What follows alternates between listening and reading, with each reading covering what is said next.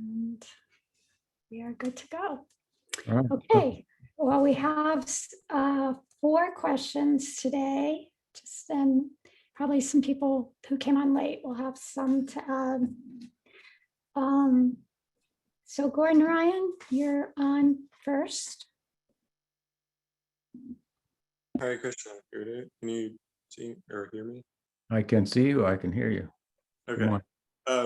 Morning. I had a question about, well, just a popular theory I've been seeing a lot of people talk about is that the universe is just a simulation and that we're just living in a simulation. It's kind of going around a lot. And I just want to hear your thoughts on, what's your thoughts on that? Well, yeah, that is a contemporary hypothesis.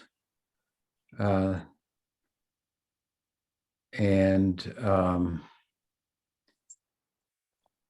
I believe that a number of people in the scientific and philosophical community, the dominant thinking therein, which is of course is materialism as a philosophy, have conjectured along those lines.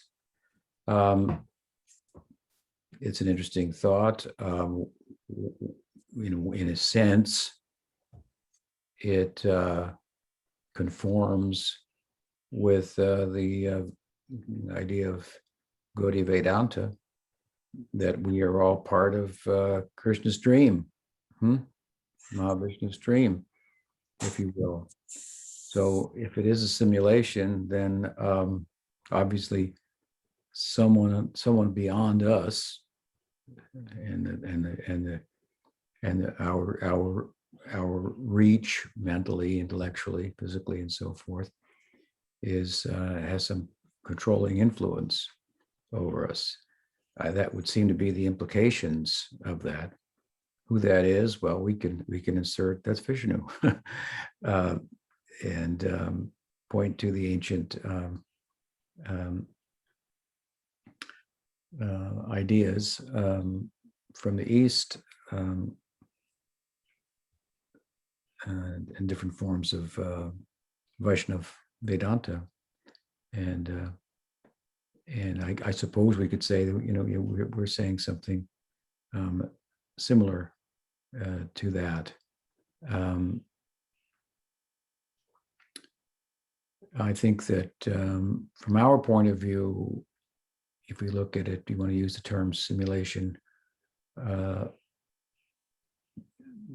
difference would be that while we are part of, in a sense, a simulation of the Godhead, we also have a measure or a degree of freedom or will. So this is a compatibilist perspective with regard to determinism and free will.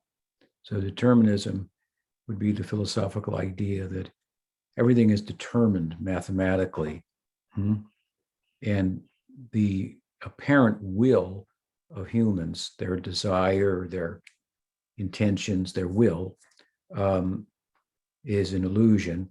It has no causal efficacy. It has no effect on the nature of the world and what happens and so forth. It's just an illusion. That would be a determinist's point of view. So humans have no will. Often the term free will is used, and obviously we don't have free will in every sense of the term, because we can't jump out the window and will, not to fall on the ground. But it would appear that we live our lives, I should say, all of us, as if we do have a measure of will that is causal. It does have an effect on what happens. In fact, we live our lives as if we will something, and then we carry it out, for the most part, with our senses. So that would mean that the physical senses are affected by the causal influence of our will. But in modern philosophy, the prominent philosophy of materialism, based on a particular interpretation of scientific data, they can't find the influence of will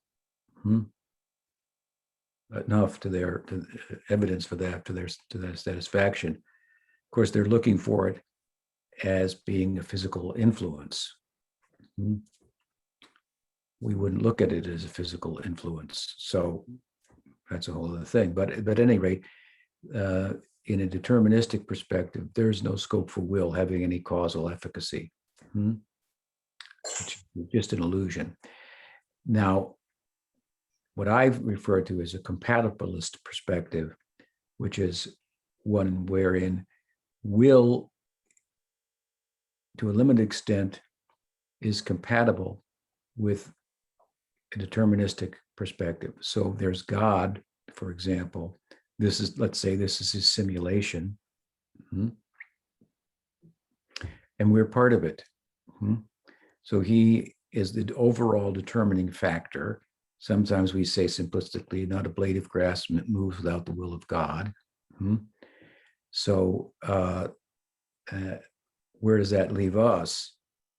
Are we just automatons? No, according to the Vedanta philosophy, we also have a measure of will that is compatible with his overarching will. So sometimes the example is given that if a farmer wants to grow rice, let's say he wants to grow wheat, then he can sow wheat into the field. He can till the field. He can sow the wheat into the field, express his will, I want wheat, and his body can carry out the actions of doing what's necessary for wheat to grow. But if it doesn't rain, it's not going to grow. Of course, it's a limited analogy because you could irrigate and blah, blah, blah, but I think you understand the point. In this analogy, God's will or sanction of the farmer's will comes in the form of the rain. So we have will, but it's not unlimited. It's not unlimitedly free. Whereas Krishna, on the other hand, his will is free. Whatever he wants happens. Now, when our theory is, of course, is limited, but it's there. And if it wasn't there, there would be no meaning to the scriptures, which tell us do this and don't do that. If we don't have any will, what's the point of telling us, don't do this and do that? So those statements in the scripture indicate that, among other things, is just one example, that the scripture's opinion is that we have will. Now, the more we come out from under the influence of material nature, the more our free will becomes apparent, and that capacity of the jiva to will comes to the surface. Because when we come out from underneath the influence of the Maya Shakti, in Bhakti, we're coming under the influence of the Swarup Shakti, which is existing only for the purpose of pleasing Krishna's senses. So then we're in an environment under the Swarup Shakti that's living, pulsating only for the pleasure of Krishna's senses. So the will that we expressed in that environment will only be pleasing to Krishna's senses. We'll only come up with things that are pleasing to Krishna's senses. Here, we go to the material energy, we come up with things that are not necessarily pleasing to Krishna's senses, because the material Shakti, Maya Shakti, doesn't work in that way. Living only for the pleasure of Krishna's senses. In a broad sense, she works on his behalf to provide negative impetus for us, but it's not like the Swarup Shakti that's living only for the pleasure of Krishna's senses and manifest in newer ways to please him. So when we come under the influence of the Swarup Shakti, then our will becomes like Krishna's. In other words, whatever you will happens. Because what you want to happen is only for the pleasure of Krishna, and you're fully under that influence. I'm going a little on a tangent, but the back to your point, we have, as I'm explaining it, a compatibilist perspective where will exists in a limited sense on the part of the jiva, and at the same time, a larger overarching will or sanction of God is there as well. So this simulation is, if you want to call it that we're in, is one in which we are part of the dream of Krishna, but we have some ability to determine what happens to us at the same time. Strictly speaking, in a simulation, you wouldn't have any ability to determine what happens to you at any given time. So I think that in the modern theories that, or hypothesis, the conjectures that it's possible that we're living in a simulation, like a computer simulation, they would have a deterministic perspective entirely. And those theories or conjectures are coming out of those who are predisposed towards a materialistic philosophical perspective, a physicalist, naturalist perspective. So we could say, yeah, we say we're living in a simulation also. The difference is that we have a compatibilist perspective rather than a deterministic perspective, where there is an overarching will of the simulator, and at the same time, it's such a far out simulation that it's better than any computer simulation in which that simulation and the characters in it don't have any free will, don't have any influence on what happens. So it's a simulation, but at the same time, the persons who are in it and simulated, whatever, they have some, I mean, that'd be like the most far out game you could possibly create. If you follow, the characters in there actually had some measure of will to determine what would happen to them outside of what you keyed in, to the on the keyboard. So yeah, that's some thoughts anyway on that conjecture. I think it's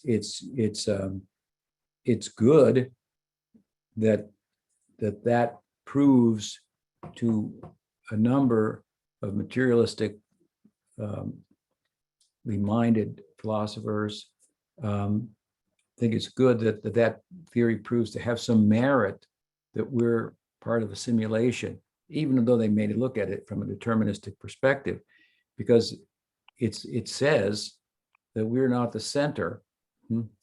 We're not the all in all. There still has to be somebody controlling something, someone controlling, creating the simulation. So I think it opens the door for us to, put a foot in and say, well, if it's a simulation, then what are the implications of that? So those are some thoughts. Does that help? Yes, thank you. Okay. Okay, Can we now ask have, a follow-up question? What's that? yeah, go ahead. Pranita wants to ask a follow-up question. Please do. Is there a reason why a simulation would automatically indicate a controller and someone doing the simulation? I would imagine, I can't imagine how you could have a simulation if someone didn't simulate it.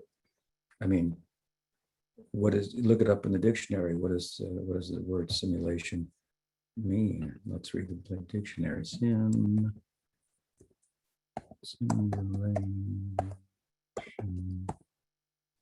Simulation, a situation or a simulation of there are several meanings. Okay, a production of a computer model of something, especially for the purpose of study. The method was tested, example, by a computer simulation. So it's the production of a computer model of something. So it's as a simulation, as a production, a simulation producer is required for production. I think that's pretty clear. Does that help? Pranita? Yeah, it's just curious that these physicalists would refer to it as a simulation, because I doubt they're thinking of a creator. Well, yeah, I agree. And I don't know exactly what they're thinking, but they might think that maybe they have some idea that there's a simulation produced by nature. Nature creates this simulation. I don't know. I haven't really researched that a lot, what they think, but I've heard that term brought up. So I'm sure they somehow, try to dismiss the idea that there could be someone simulating it. Like I say, maybe the processes of nature are creating it. That seems weak to me, but we'd have to look into what they say. What else? Okay, so now we have 5 more questions. So Okay. that's the equation. Brigu?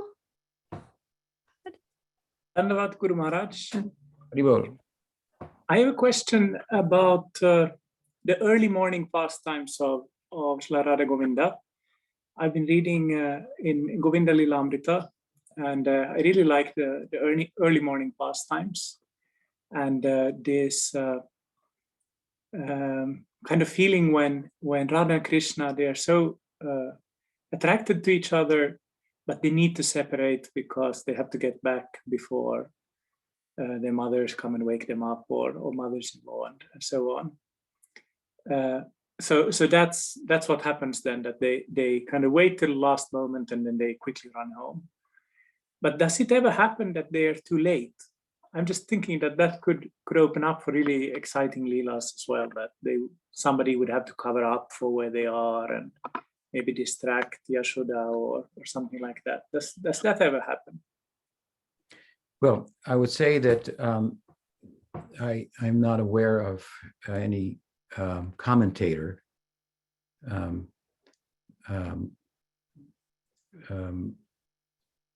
describing that nuance of the daily morning lila and that possibility, but I wouldn't put it out of the realm of possibility, and certainly it would foster or create a lot of opportunity for intrigue, which is the most exciting part. The covering up of the paraki of the romantic relationship is obviously the most attractive, is almost more attractive than they're coming together. In fact, all that it takes to bring them together, and all the foreplay of Radha and Krishna that may be involved in that, are said to be millions of times more pleasing than the actual ultimate sambhog of Radha and Krishna. So I would say that the possibility is there. Jatila's coming. No, she's not coming, but I think that the she monkey says she's coming, and that.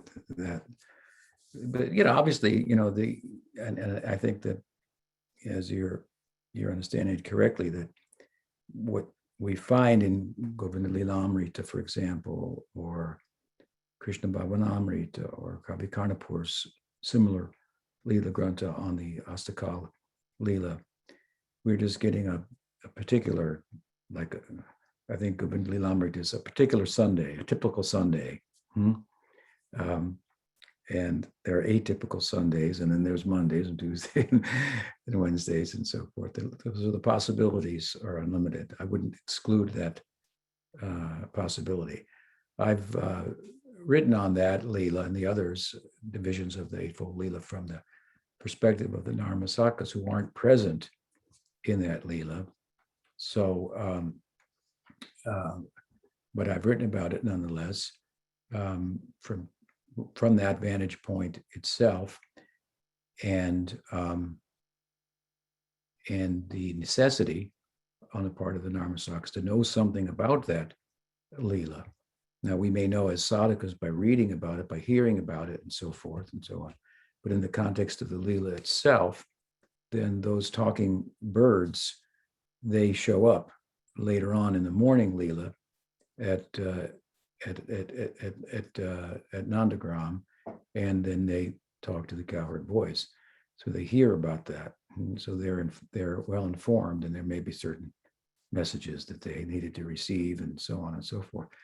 So there's some knowing on their part, but there's also some wishing perhaps on their part, because as you know, when Radha and Krishna finally do separate, sometimes Radha wearing the shawl of Krishna and Krishna wearing something from Radha,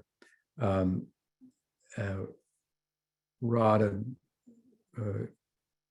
heads home, but she has an escort in the form of a manjaris, or kind of the chariot that she's riding on, which she couldn't move without. They're kind of carrying her by their support, so to speak. She's walking, but they're supporting her. Meanwhile, Krishna, he's like cross-eyed. He's got one eye following Radha, the other one looking in the direction that Radha's coming, wishing he had a third eye to look forward where he's got to go. And he's got no one to support him, no one to hold him up, And so this is something that Narmasakas could dream about, but dreams sometimes come true. So there's the possibility. Of course, there are a couple of narratives, Rupa Goswami's Venuharana Leela, where one of the number of ways and times in which the stealing of Krishna's flute is described includes the Narmasakas well into the night and into the morning as well, their participation.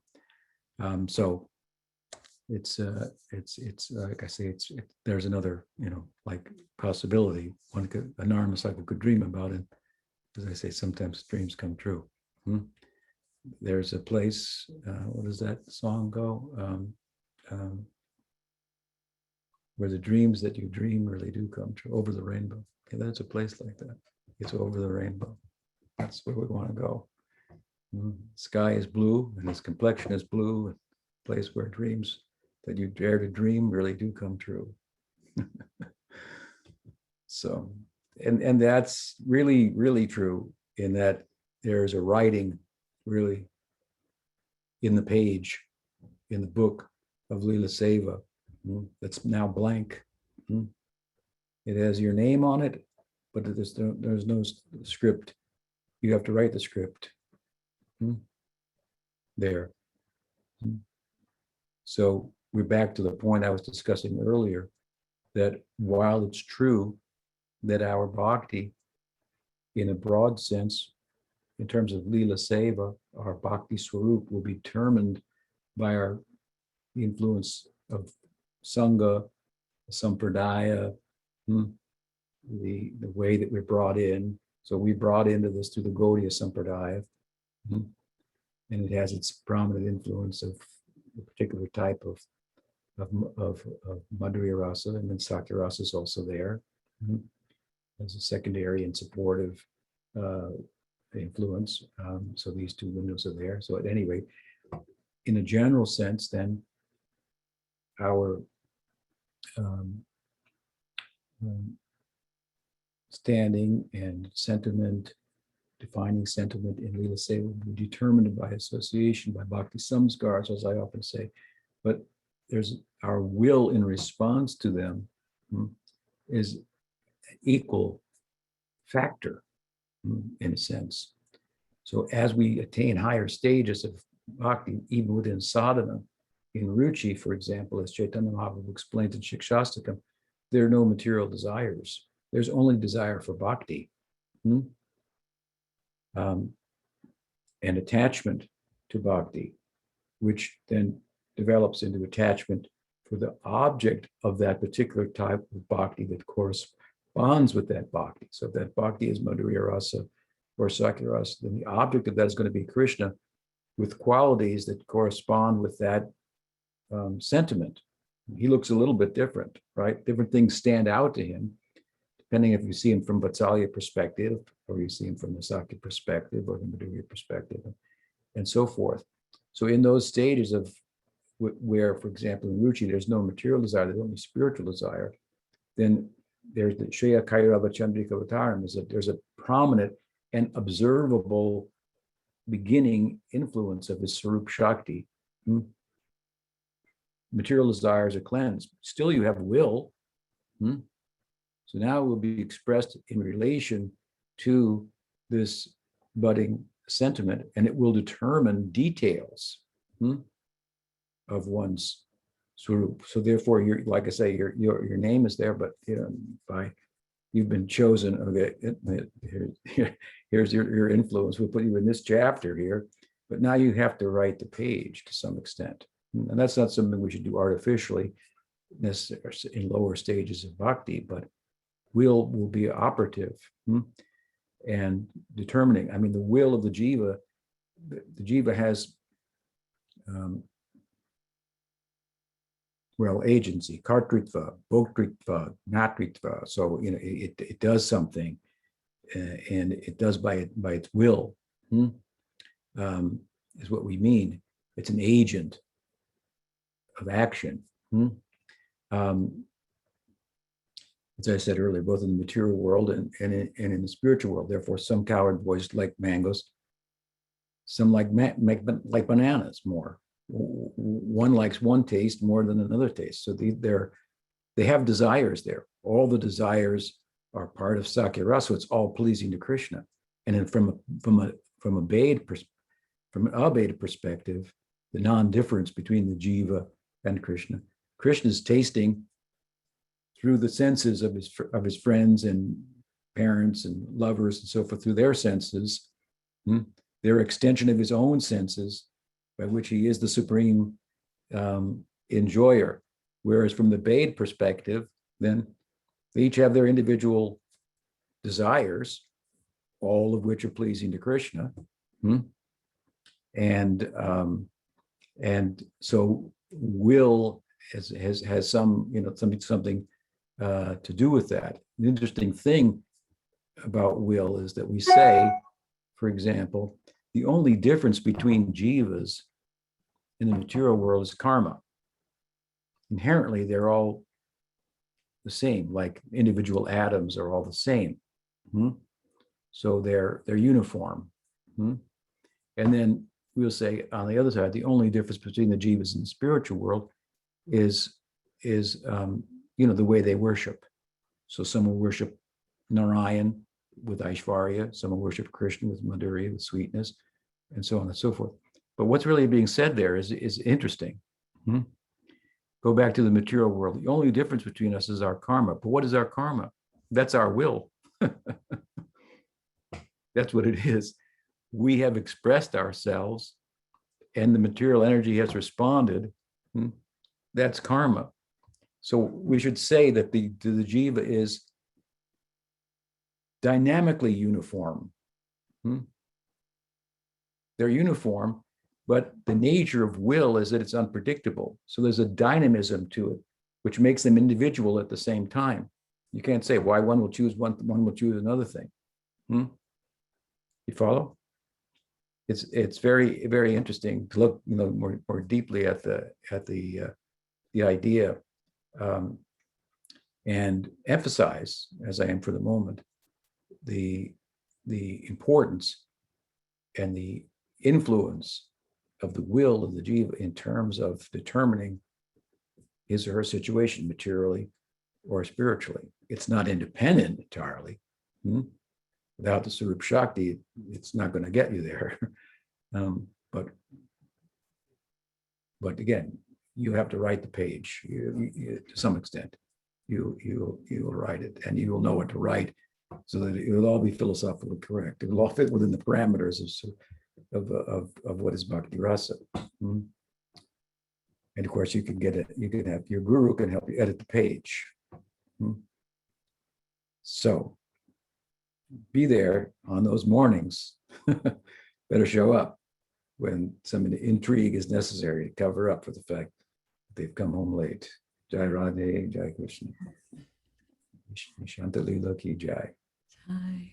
That's beautiful. Okay, back to Greg. Hare Krishna Maharaj. I had a request. If if you could please speak a little bit about Gangamata Goswamini, her position in pastimes. I don't know that much about the life story of Gangamata Goswamini. I forget even who she's a relative of. In fact, I saw it the other day, but it didn't stick in my mind. So I can't, at the moment, answer your question to your satisfaction. All I can say is that she was prominent in the Gaudiya Vaishnava Sampradaya, an example of a woman who stepped out of the norm of Sri Dharma. Sri Dharma means the Varnashram perspective on how a woman should conduct herself in order to be dharmic. But she stepped beyond the Varnashram into Bhakti. Bhakti, of course, transcends the Varnashram, and applied herself in such a way as to be referred to even as with the exalted title of Goswami, Goswamini. So, but I think that there's probably some information on the internet. You can look up her name, and there's some biographical information, but I can't recall the details of that. Gangamata Goswamini ki jai. Okay. There's a question in the chat from Naul. Nahul Marin. Yes, you see that? Maybe you He could read that. says, in Sri Guru and His Grace, Sri Damar says that Bhaktivinoda Thakur was initiated by Bipin Bihari Goswami. I know absolutely nothing about him, and the book also barely mentions anything. Can you give us some detail on him? Yes, Bipin Bihari Goswami was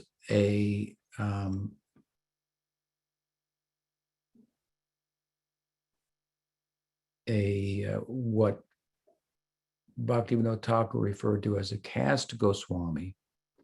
And although in some places he criticized the caste Goswami concept, the fact that he took initiation from a caste Goswami, if you will, indicates that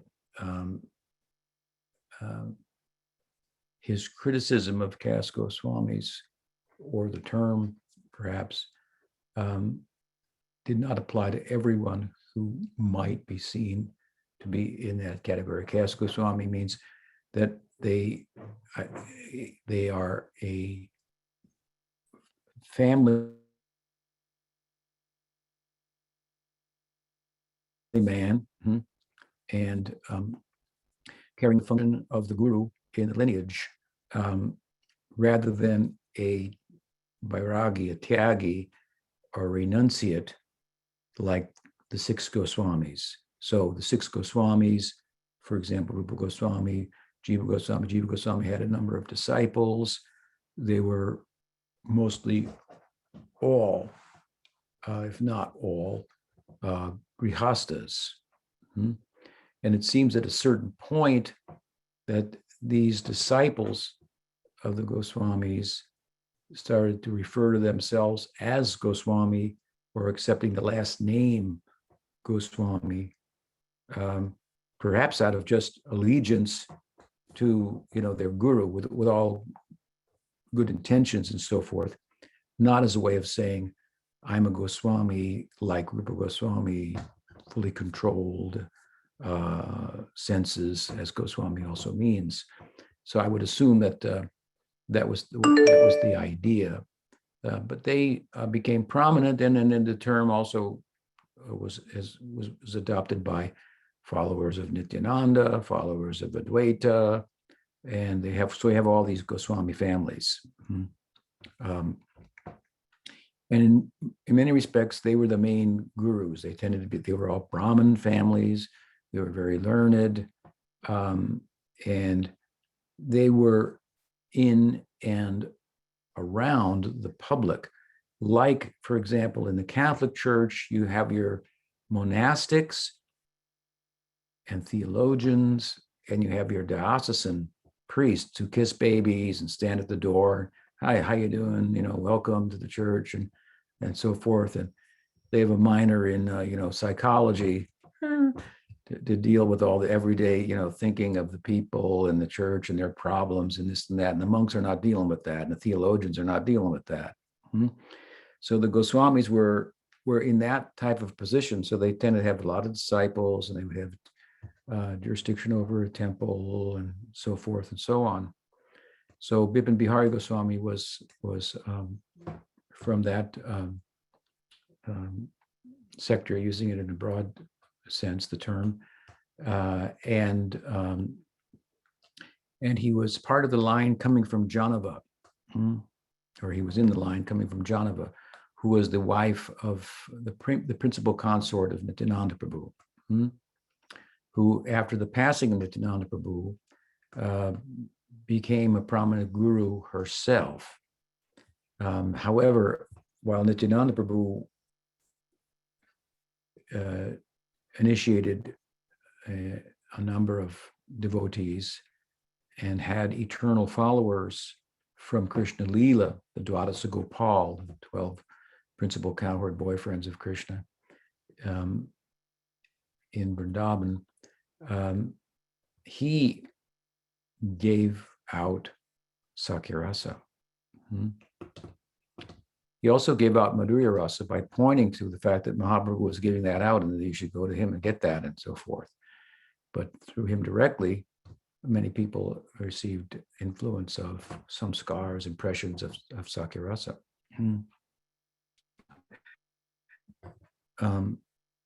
Janava Mata became prominent after the passing of Nityananda Prabhu.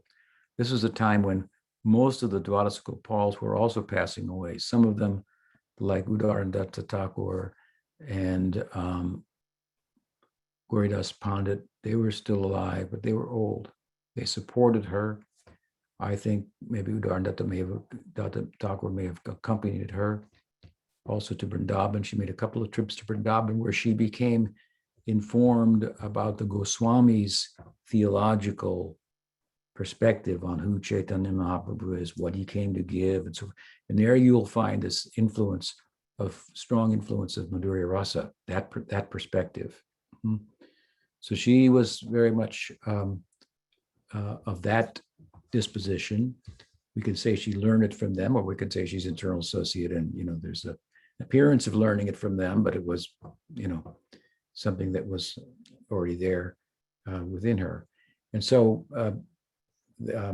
in that line from Janava, there were two main disciples. She didn't have any children herself, but she had an adopted son, two adopted sons. One was Ramchandra Goswami, also referred to as Ramaya Thakur, and another one was Bir Chandra Goswami. Bir Chandra Goswami was a renunciate, and he was very, very famous in Gaudiya Vaishnavism for wide dispensation of Chaitanya Mahaprabhu's teaching. There's some instance where he converted a whole bunch of people at one time, for example, and he went to what was considered foreign lands outside of Bengal and so forth, perhaps. The other prominent disciple, Ramaya Thakur, he started a separate lineage, and those two had some theological differences. And Ramaya Thakur, his lineage became known as the Bhagnapar line, which is a place where he settled after accompanying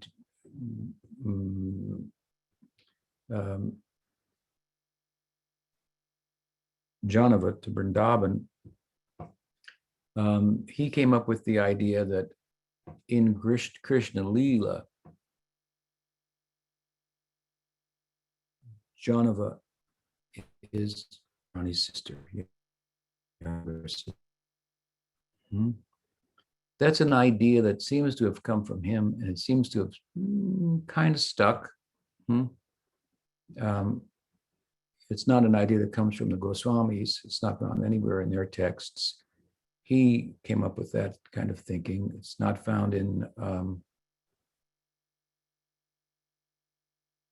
Kavi Karnapur's book, although it's not his personal opinion, but he says others have that opinion, and that could be right too. So he's obviously referring to the Bhagnapar line and whatnot. So anyway, Bipin Bihari Goswami comes in that line from the Bhagnapar Goswamis. And Bhaktivinoda, yes, Bhaktivinoda Thakur took mantra diksha from him, was his initiating guru.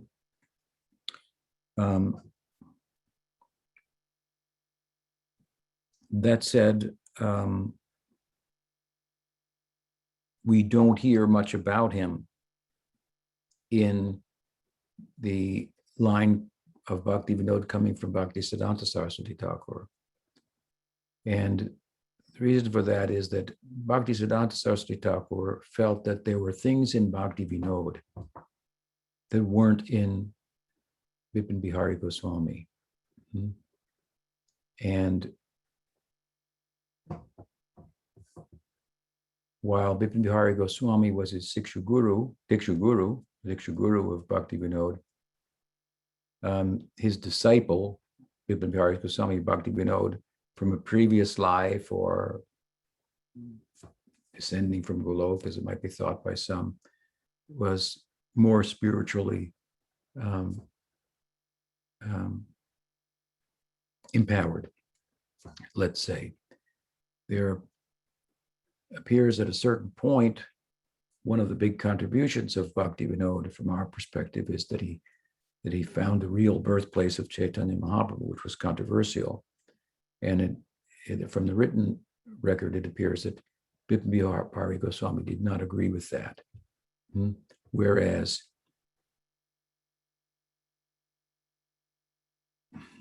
what is his name?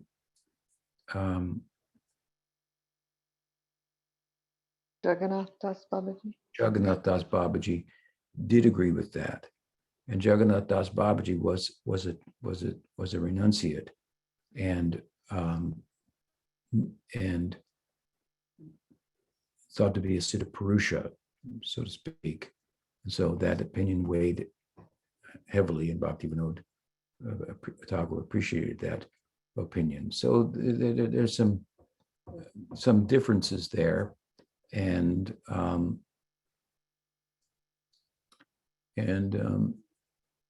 there are some things philosophically about the Bhagnapur line of Ramaya Thakur that are a departure from the teachings of the Goswamis, especially now with regard to Nityananda Tattva, Balaram Tattva. And Ramaya Thakur tried to take Balaram and Nityananda into Madhurya Rasa. And this has not been embraced by Bhaktivinoda Thakur.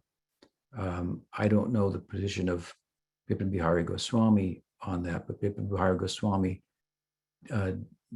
did, in his written work, his principal work, I forget the name of that work now, he did criticize some of the books in the Bhagnapar line. And he felt that there were interpolations in those texts that weren't accurate and so forth. Now, I think he dealt with exactly the issues that I refer to, taking Balaram and Nityananda into Madhurya Rasa.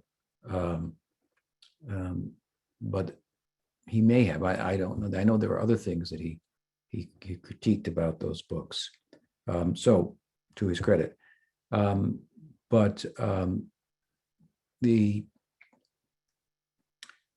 think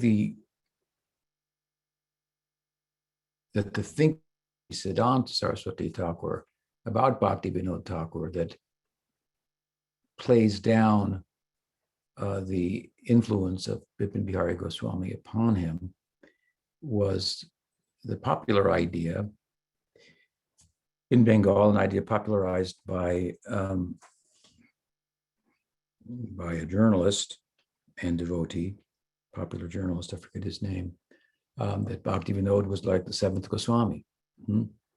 And comparison is apt, or I think, because he was a prolific writer, the likes of which we had not seen prior to Bhaktivinoda, other than in the lives of the Goswamis themselves. And also, as the Goswamis rediscovered at the behest of Mahaprabhu the places of Krishna's pastimes in Vrindavan, and kind of resurrected it on the scene in the world. The queens all wanted to have a temple in Vrindavan and so forth, such as the power of the Goswamis. Bhaktivinoda Thakur did something similar with Navadvip. Excavated the places, the pastimes of Chaitanya Mahaprabhu, for example, his birthplace, and so on and so forth. He wrote Navadvip Mahatmya, Krishna Bhava Tarangi, books about the makeup of Navadvip, how it corresponds with Braj, and so on and so forth. And certainly his influence brought millions and millions of pilgrims, to Navadvip, and continues to do that to this day. So there's a good reason for that comparison. And as such, Bhaktisiddhanta Saraswati Thakur taught his disciples to reply when they were asked, what paribar or what lineage are you part of? When someone would ask them, he told them to say Bhakti Vinod Paribar. We are members of the Paribar, the lineage of Bhakti Vinod. Typically, the Paribars are originate with associates in the Leela of Chaitanya Mahaprabhu, like Nityananda Paribar, Advaita Paribar, Gadadhar Paribar, maybe the Goswami Paribar, for example. So Bhaktivinoda Thakur was not one of the associates of Chaitanya Mahaprabhu in the Leela, but there are examples of referring to a Paribar that is not connected to one of those eternal associates in Gaur Leela. For example, we have the Shyamananda Paribar.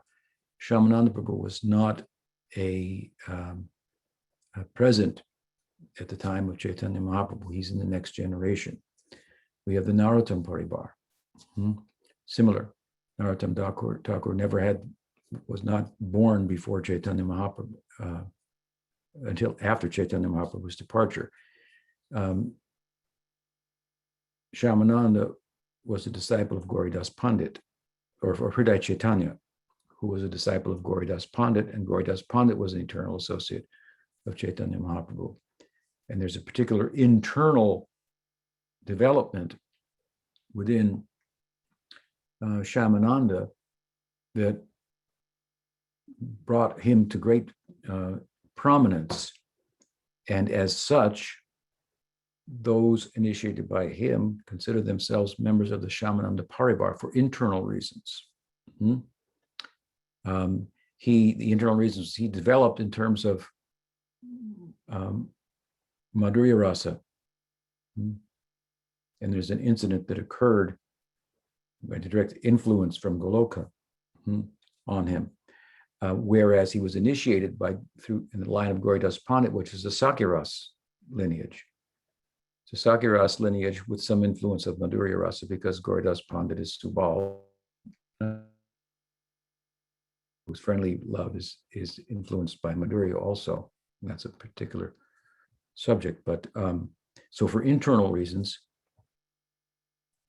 extraordinaire, his lineage refers to themselves as they don't call themselves the Gauridas Pandit Paribar, they call themselves the Shyamananda Paribar.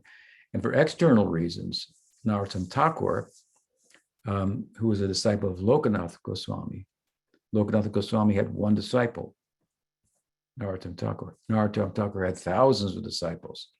He converted all of Manipur and traveled widely and so forth. So for the broadness of his campaign and so forth, the prominence of himself in that regard, the followers of Narottam consider themselves members of the Narottam Paribar. And you might not even know, unless you looked into it from a distance anyway, you would, that, oh, the Narottam is actually a disciple of Lokanath, or Shamana is actually a disciple of Hriday Chaitanya. If he's a disciple of Hriday Chaitanya, who's a disciple of Gauridas Pandit, why are we calling it the Shamananda Paribar? Well, I've given the explanation. So given the contribution of Bhaktivinoda Thakur, being as extraordinary as it is, both in the ways I described, in literary contribution, his Dham Seva, but also his interface with modernity, the Western world, and all of us, that became possible because of Bhaktivinoda's vision and how he instructed Bhaktisiddhanta to conduct himself and form a campaign and so on and so forth. So for these reasons, Bhaktisiddhanta reasoned that our Paribar, we call ourselves the Bhaktivinoda Paribar. And that is not to make offense to Bipin Bihari Goswami or to minimize him necessarily, but to maximize and underscore the influence and the spirituality of Bhaktivinoda Thakur, like we do in the case of Shamananda. It's not minimizing Gauridas Pandit. Lokanatha Goswami in the case of Narottam is a Nityasiddha, but still the practical influence of Narottam causes his lineage to refer to their lineage as Narottam Paribar. No one complains about that. So these are some thoughts about Goswami, Bipin Bihari Goswami, Ki Jai, but also why there's not much written about him there, why we don't, in our line coming from Bhaktisiddhanta Saraswati Thakur, there's not as much said about him. And I should comment further, the other members of that lineage going back to Ramai Thakur. You have to remember that in the case of Bhaktisiddhanta Saraswati Thakur, who I, for example, am connected with through my gurus in that lineage, he is the son of Bhaktivinoda. He is also a disciple of Bhaktivinoda. He received Harinam from Bhaktivinoda, but he also, under Bhaktivinoda's advice, received Diksha from Gaur Kishore Das Babaji. So Gaur Kishore Das Babaji is in another Paribar. I think he may be in Advaita Paribar, technically, coming from Advaita Charya. Bipin Bihari Goswami in the Janava Paribar, coming from Nityananda. So where are you going to go with that? Here's your guru Bhaktisiddhanta. He's influenced by two different sadhus in two different paribars. What's his paribar? So he says, Bhaktivinoda Paribar, problem solved. But as a result of it, then we don't know that much, typically through the writings of Bhaktisiddhanta, through preaching the books of ISKCON or Gaudiya Math, as Bhaktisiddhanta's mission is sometimes referred to. We don't know that much about Bipin Bihari Goswami or the gurus in his line, or those in the line of Kishore Das Babaji, who was also an extraordinary person in of himself. We feel confident in our line. We're connected with two siddhas, Bhaktivinoda and Gaur Kishore, etc. And so that's a little bit how we look at that. So hope that helps. So do you have time for one more question? Yeah. Okay. Maroz? Dandavats Pram Maharaj. Can you hear me? I can. Yes. So there is a verse in Brahma-samhita, 5th one, describing the Shveta Dvip and how it is divided in 4 parts. And there is and the end there is the associates are the hues of blue, yellow, red, and white. So are these colors somehow corresponding to some qualities of these associates? Or Which associates? I'm sorry. the associates of Vaikuntha. I mean, I think it says about associates of Vaikuntha. You know, I'm not familiar exactly with the colors there that you refer to. I know that in the Brahma-samhita, there's a geographical, sonic representation in the form of a yantra that's described of Goloka, not of Vaikuntha. And this yantra, sonically, I mean to say, is geometric, I should say, not geographic, but geometrically, it's a square with a star in it, the center of which is the lotus with its petals and so on and so forth. So it's poetic, it's geometric, and it's sonic in terms of the mantra that's within it that corresponds with it. And the outer area is called Dweep, and the four, I guess the four corners maybe are what you're referring to, presided over by, I forget who he says, maybe the Chaturvyuha or Yes. yeah. Yes. Yeah. I don't remember the color part, but so I can't reply to that. But I think that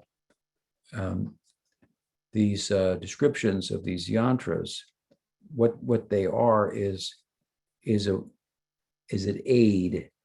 They're an aid to fixing the mind and envisioning that realm that they correspond with. They're similar to the idea of the deity in the temple and the altar. You try to create a scene that corresponds. You meditate on it to scene that corresponds with the description and so forth. So I think the use of the yantras for as an aid to meditation was more prominent in times gone by. But with regard to the colors described, what is it? Red, blue, yellow? Yeah, blue, yellow, red, and white. Red, blue, yellow, and white. I'd have to look it up. Maybe I'll take a look and see if in Brahma-samhita. Yes, verse 5. 5, not 4. 5. Red, blue, yellow, white. What's the fifth one? 4. 4. Now it's 4. Okay. 4. Verse, 4 colors. Pardon me? It's 5th verse and 4 colors. Oh, 5th verse. Yeah, 5th verse. 4 colors. Yeah. Well, colors do tend to correspond with emotions. And sometimes that plays out in terms of complexions also.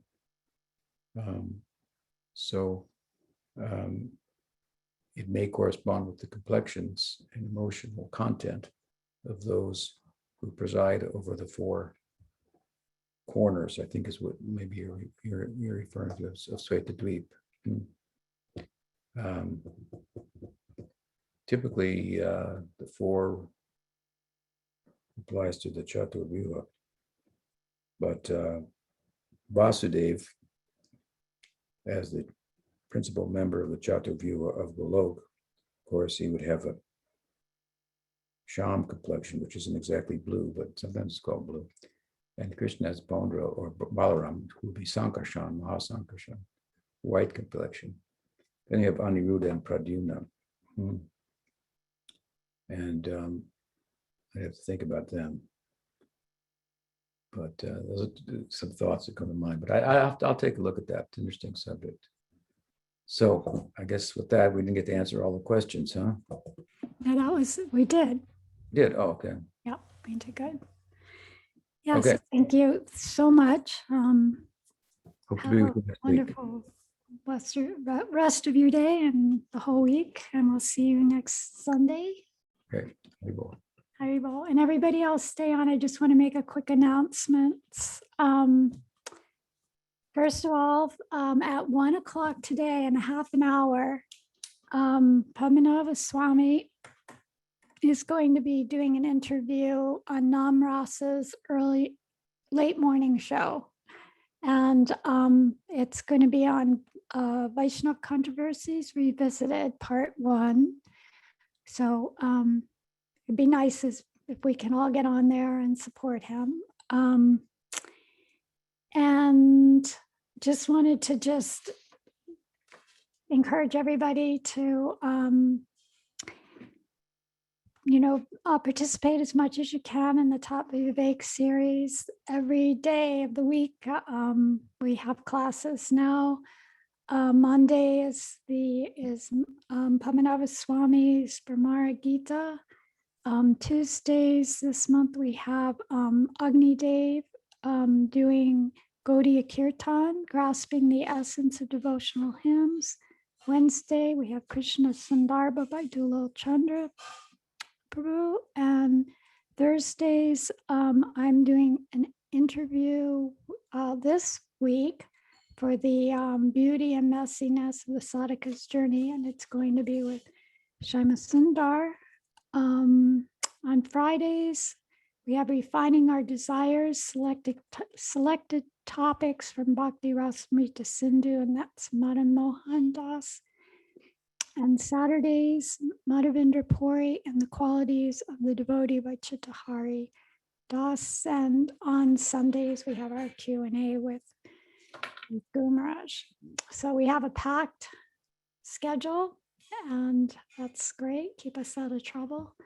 And we look forward to seeing everybody soon. And thank you so much, all of you. Oh, I just wanted to do a shout out for our translators, Shama Sundar and Guru Vakya.